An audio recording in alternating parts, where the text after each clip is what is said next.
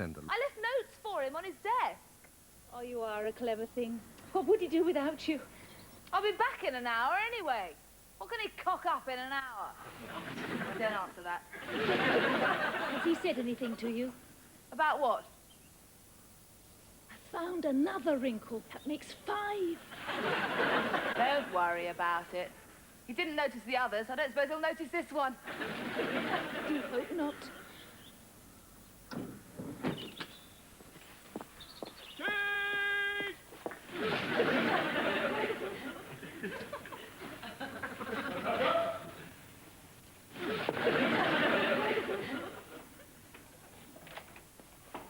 Have you seen who's picked up a good notice in the Sunday Times this morning?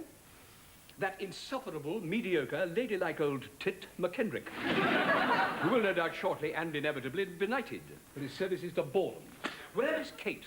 I've been calling for her.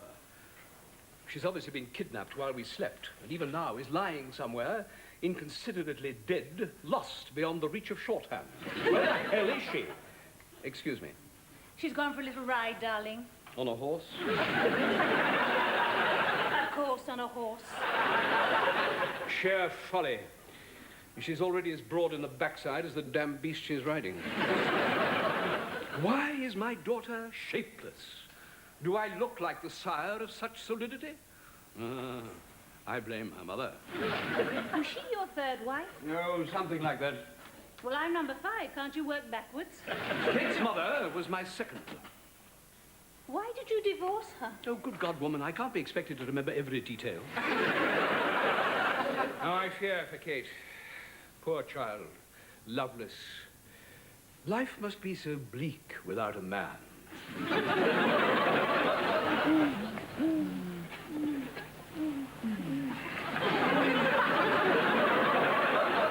Kate is strong-willed, self-reliant, capable. Not the same as gorgeous, is it? Why can't she be more like her sister? Poor Spirit loathes being gorgeous. I don't know whether Kate confides in you, but what I'm about to tell you must go no further than this room. Oh, dear. Now, you must promise me, Natasha, if a thing like this leaked out, it could destroy my career. Tolerant though we may be in the theatre, there is one sin that dare not speak its name. Not? Yes. I've suspected it for some time. I tackled her about it, and she confessed it quite brazenly. Kate votes Conservative. Oh, my God. Now, you realize what that could do to me professionally. Oh, God. Bang goes the knighthood for a start. But it's Kate, not you. Ah, yes, but it's guilt by association, damn it. We should be social pariahs, laughing stock. I can just see that talentless, dismal old Mayor McKendrick waxing pompous over my betrayal of the working classes. How cruel. How could she do this to me? My own flesh and blood. Or blood, anyway. Flesh came from her mother. What can we do? Well, there's only one thing we can do. We must marry her off somewhere before it begins to show. Now, who do we know? Yeah, well, that's going to be tricky. She'll have to go county. It has always been the glory of the intellectual left that they are prepared to tolerate even the Tories, provided they are of sufficiently elevated rank. Yes. Yes. We must find her the eldest son of some small, stately home somewhere. I'd like that. I'd have to buy a few tweeds. Well, I think it's the only way. Given the size of Kate's hips, she'll be able to breed. She likes horses. That's all they require, really. Yes, that's it. I've decided. Oh.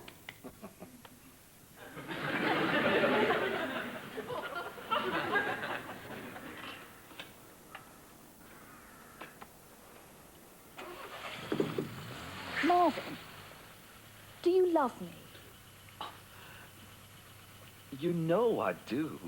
And I love you. There's nobody listening. It's just that we never say words like love in our house. My father's with the Prudential. Look, now we've got that established, I think it's time to tell my family. I'd rather wait a while. Say 10 years. Look, let's get it over with. Come and meet the family. Not till I'm successful. I think we ought to wait until I'm running 2 cars, at least. Well, they're going to hate me. Well, they hate me. Oh, they don't hate you. The casual observer would find it difficult to think otherwise. Let's do it now. Come home with me. I've got a pupil in 20 minutes. If we're going to get married, we need the business. Anyway, it's ridiculous.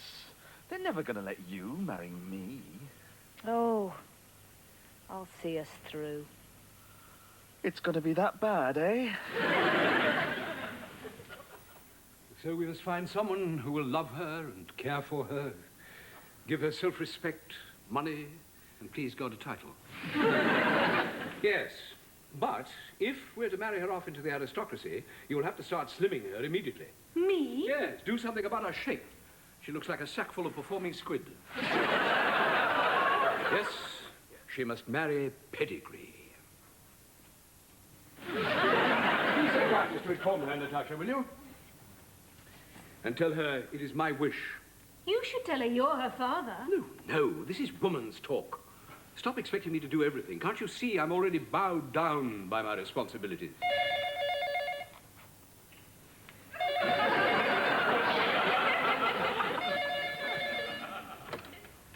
Hello? Yes, he is. Just one moment, please. It's for you. Who is it? It's Hollywood. See how I'm plagued. Kate should be here dealing with this. I'll take it in my study. Vivian will be with you in a moment.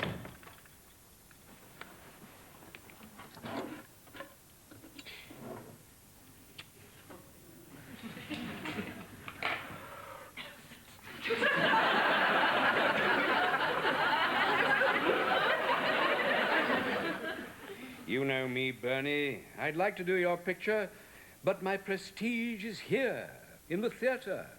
It must have priority, or, let me put it this way, be requited by one hell of a lump of money. And, of course, who will be starring with me is crucial. Bernie, you couldn't afford to pay me what I'd need to work again with Dustin.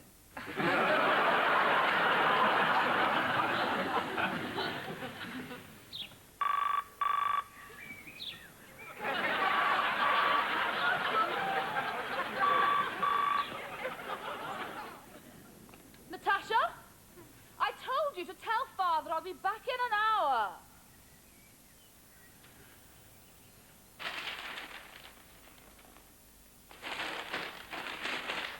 Nothing. Cook wants to know how many for lunch, darling. Nothing. Not a word. Not a single damn word. They haven't even been to see the piece. I go on stage night after night to wrestle with that fiendish part, and nobody takes a blind bit of notice. I might not exist. I'm sure there must be something about you, darling. There always is. I'm not looking for snide gossip, but I do expect the courtesy of a professional review. Explain to me why McKendrick gets a review. It's a plot. I've trodden on somebody's toes. I've made enemies, Natasha. Oh, it's obvious. Oh, I don't think so, darling. You're very popular. Ah, that's it. My popularity. That's what makes the enemies. Professional jealousy. Oh, to hell with them. They can keep their illiterate scribblings. Never read the damn things anyway. Well, what shall I tell Cook? How many for lunch? I've invited the whole family. Well, a man needs his children about him. Do you think they'll come? They'll come if they know what's good for them.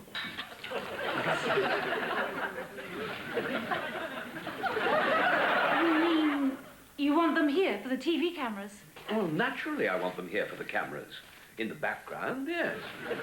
We're a national institution. Except Kate, of course, until we can get her a title. It might be best if she keeps a low profile until she's slimmed it down.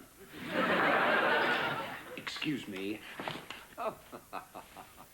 Could we set up a camera somewhere inside the house, if you wouldn't mind, Vivian? Wherever you like, old lad. I want all this to be perfectly casual. Let them see how simply we live. Thank you, my dear.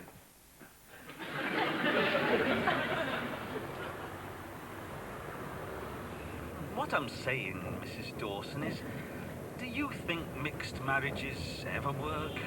Oh! By mixed marriages, I mean where one party is of a very superior social position and the other party is going to have to improve himself a lot before he even becomes a non-entity.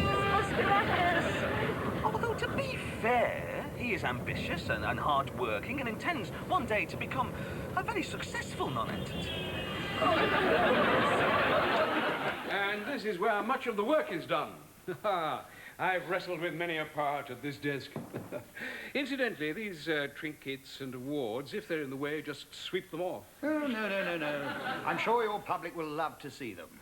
Well, I leave it with you. They're not something I generally emphasize. Incidentally, that's an area that might be of interest to you. Our modesty. Success hasn't spoiled the Bancrofts. Oh, that kind of thing. Ah, that'll be Garth. You haven't met my son, Garth, have you? No, actually. He's the musician. Not classical. But he still swears it's music.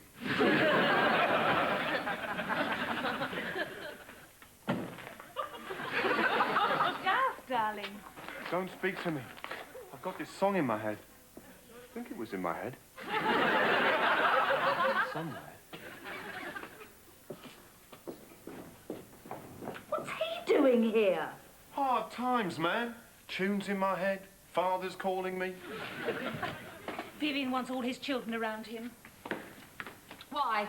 Has somebody threatened to kill him?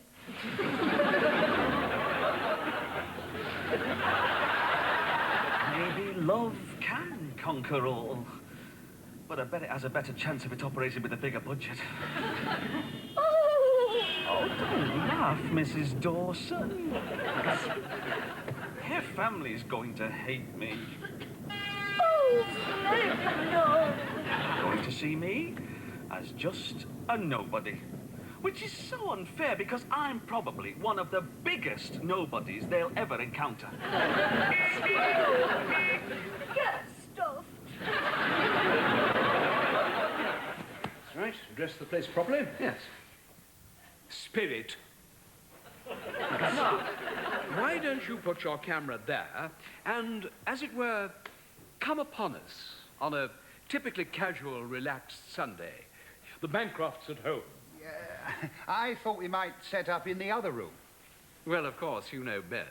Oh, if you prefer. Well, I think so, don't you? Yeah. Oh, now, come along, you lot. Relax. Spirit, for heaven's sake, be reading a newspaper or something. Don't just stand there looking intense. On behalf of the people, I object to these fascist rags, and I call for solidarity and protest at the pseudo-liberal hypocrisy of the newspaper proprietors. Not now, darling. just go and sit down and be quiet. There's a good girl. I'm sure Vivian would like us all to smile. It's against her religion. Now, children, let's not bicker. Not in front of the cameras. Where's Garth? Behind the sofa. What's he doing? Meditating. Trying to remember his song. Okay, let's set up over here. On second thoughts, why don't we gather outside and await the arrival of my other son, Congreve? Yes, but I don't... Thrill your viewers. They know his face so well. Not to mention his bow ties. I thought we'd agreed. Well, of course, if you don't like... No.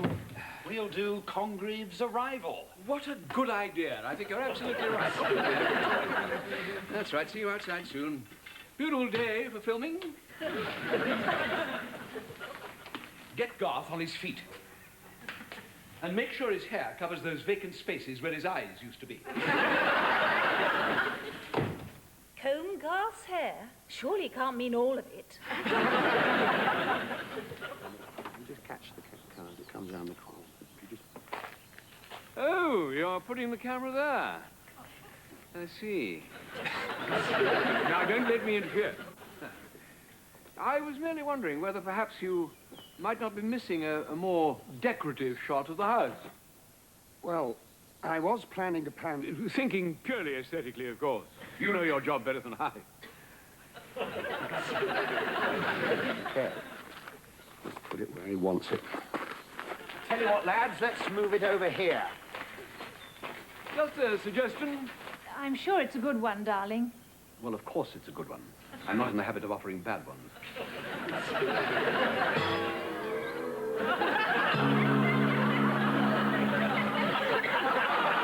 Will someone prop Garth up on his feet? How come we get all the tricky jobs? Here. Well, sit him on the bench. But for heaven's sake, make him adopt the vertical. It's all so middle class. I sometimes think this family has forgotten its proud descent from industrial labourers. Keep your voice down. That was 100 years ago. Now, is the camera all right there? Oh, don't ask me, dear boy. You're the expert. I take it that's a yes? Car coming.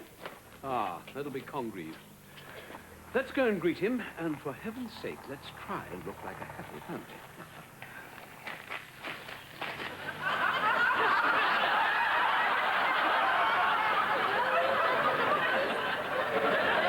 Who the hell is this? It's my guest. But you've learned to drive. Oh, he's not my instructor. He's my fiancé.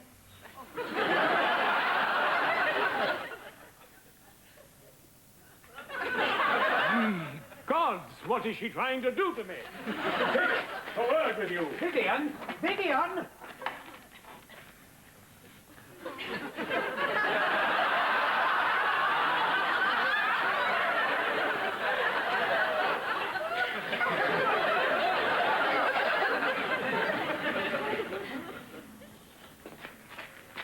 Come on, I'll show you round.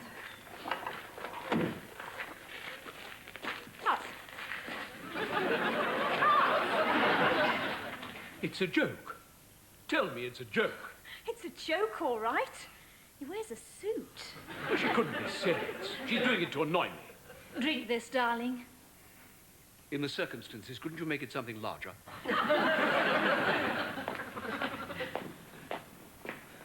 It's all so big.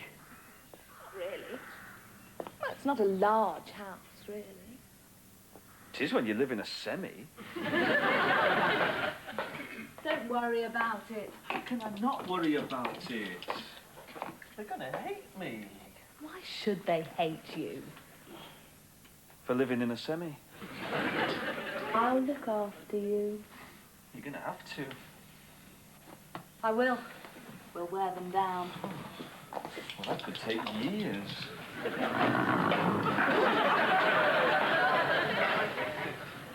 Look, there they are now.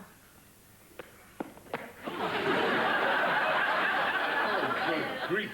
He's even worse than I thought. Those steps are very uneven. Oh, well, of course, if you're going to stick up for him, I only said the steps were uneven. I think a man might expect a little loyalty from his wife. Needs squashing before word gets around that my sister cohabits with people who wear suits. What do you mean, cohabits? You've no proof that she cohabits? Well, I mean, they're just acquaintances. Aren't they?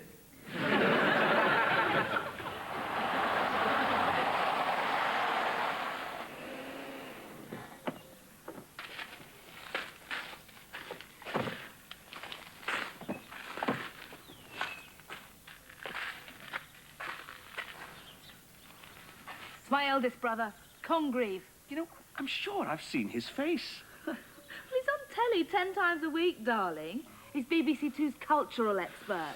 I'm sorry, I'm usually working or studying or... I know.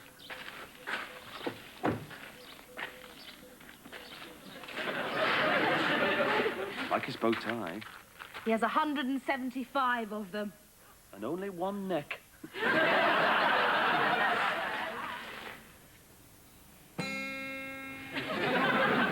Garth. Who's learning to drive? What's the matter with everyone? I mean, apart from Garth, we all know what's the matter with Garth. It's your sister. Spirit, you've not been biting policemen again. Me? Kate. Kate's been biting policemen? Worse. Far worse. Worse. Kate, what, I ask myself, is a Whipple School of Motoring? It couldn't be his name. Would someone please explain to me what Kate has done? She has formed a mésalliance with a maneuverer of motor vehicles. Good God. And one furthermore who appears to be named after a species of ice cream. I think I've just seen him. I waved. And this is Father's Temple of Achievement. Wow. I mean, what else can you say? It's all showbiz glitter. Do you know what I've got to compete against all this? I've got a certificate in first aid. You never told me. Well, it never came up, did it? I mean, it's not something you can slip casually into the conversation. Oh, by the way, I've got this certificate in first aid. I think that's marvellous. I mean, this is all just showbiz, patting showbiz on the back, but you can save lives. No, hang on. I didn't do 8 years brain surgery. It's only a bit of rough bandaging and artificial respiration. Oh, darling. And I think I've forgotten the bandaging. Oh, Marvin. What you doing? We can't do that in front of an Oscar.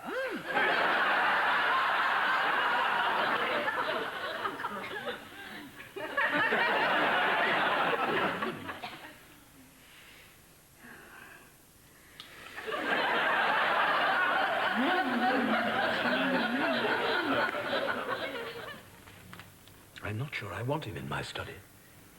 Supposing he steals? Well, you can't trust anybody these days, you know. Oh, Daddy. I don't mean the workers, Spirit.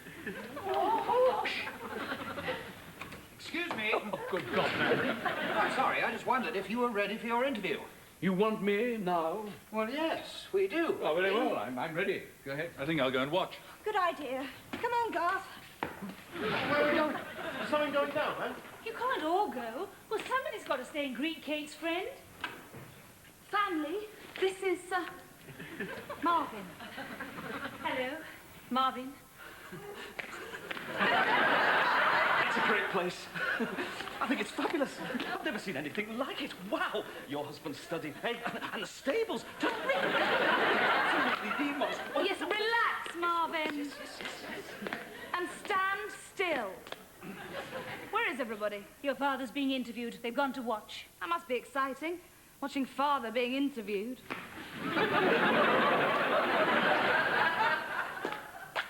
Don't tell your father he's called Marvin. Right, how's this? All right? That's fine. What do you think, Congreve?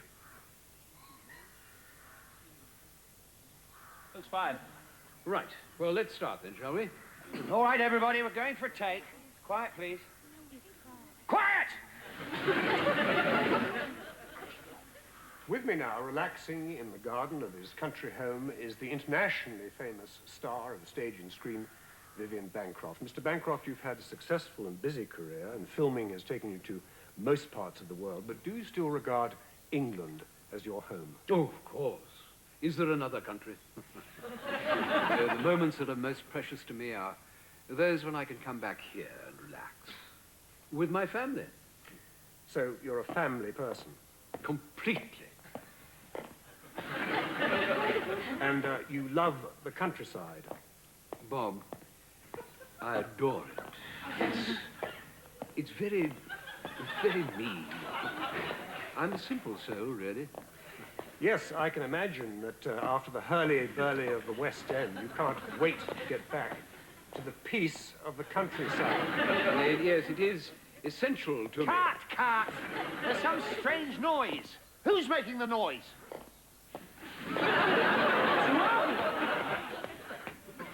Marvin. God, he's not called Marvin. Marvin Whipple.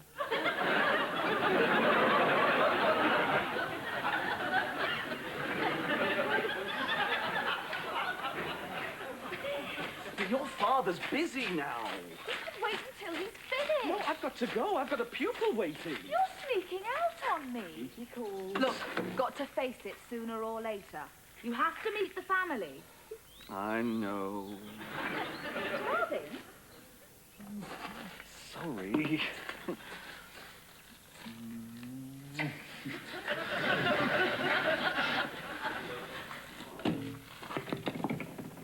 Maybe next week, eh? No hurry. Stop dodging it. Let's get it over with. They've got to get used to you as the future son-in-law. I think it's going to take some time. Very good question. And I'd like to give it the time and care that it deserves.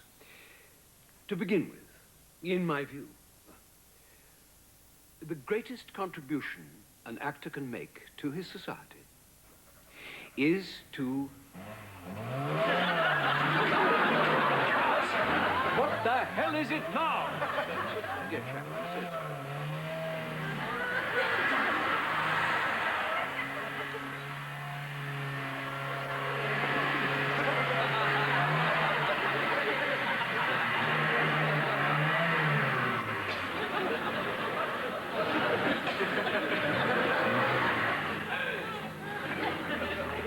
It's my own fault.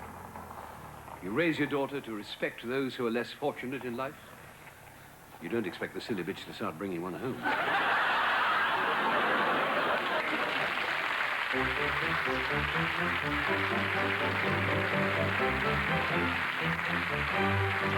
Well, next week, Don't Tell Father moves to its new regular time, 7:15. In a moment, 1 foot in the grave.